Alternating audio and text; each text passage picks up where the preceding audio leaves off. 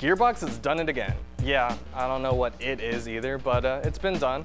Borderlands 2 follows in the same vein of the award-winning Borderlands. It brings back the lovable yet annoying Claptrap and a host of other characters from the original, such as Marcus from Marcus Munitions and the unlicensed professional, Dr. Zed. Story isn't very complex. 5 years after Borderlands 1, Handsome Jack is attempting to open the vault and unleash a powerful creature, and you and your companions are off to stop him. There are a plethora of side quests to do as well. Along the way, you make friends, level up, and find fancier and more ridiculous guns, including a moralistic gun that reminds you that you're killing people who potentially have families and that there are children in Promethea who can't afford ammo, as well as a submachine gun that screams while you fire it. Yeah, it's pretty much the best gun in the game. The classes are modified versions of the original. There's a guy who can throw a sentry, a guy that's good at sniping, a guy that can take damage and shoot guns well, and a girl who can do magic. Where the game really shines is with its multiplayer.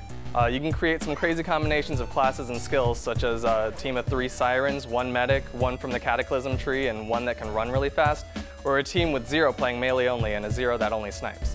The game isn't very challenging though. The enemies will usually be roughly the same level as you, and only a few elite enemies will require team effort to kill. Once the next difficulty is unlocked, it still isn't much of a challenge. Enemies will stay within your level range unless you travel too far ahead, and only really gain added resistance to certain elements. But none are resistant to melee, so it doesn't really matter. There are also many hidden secrets and nods to other popular figures, such as Teenage Mutant Ninja Turtles fight or a Minecraft skin. But my biggest gripe with the game has to be that the textures don't really load sometimes. During cutscenes or at random points in the game, people will appear as blobs or even squares.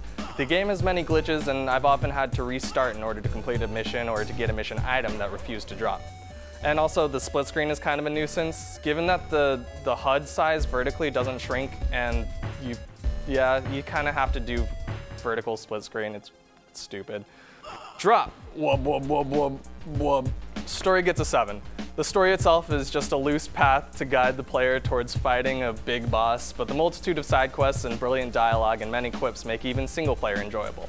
Presentation gets 6.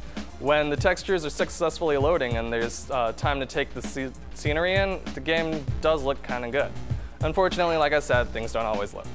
Gameplay gets a 9. The game itself runs pretty smooth and the controls are pretty much flawless. It's just like any other FPS. The only problem is that vehicles kind of suck to control.